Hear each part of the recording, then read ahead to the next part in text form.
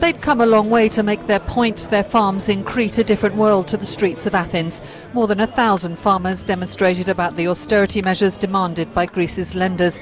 Low prices and the removal of tax breaks on fuel and fertiliser among their complaints. They must change the tax and pension reforms in order to give us incentives to the sector so we can work. They don't want us to work, they want to kill us off and take us out of Europe. In one word, catastrophe. It's a catastrophe. Production costs are so ridiculously high, we can't produce anything for a price consumers can afford.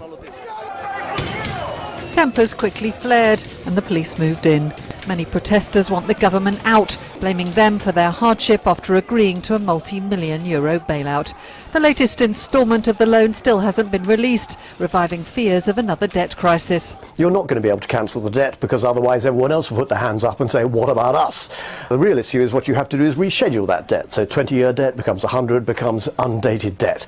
That would be a logical thing to try and do.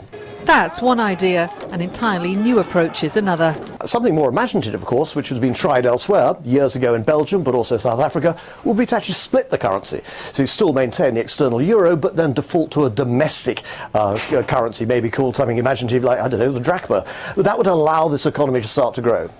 That's what these farmers want to do. They protest instead because they say pension payments are killing them. One farmer saying his income has been cut by 75%.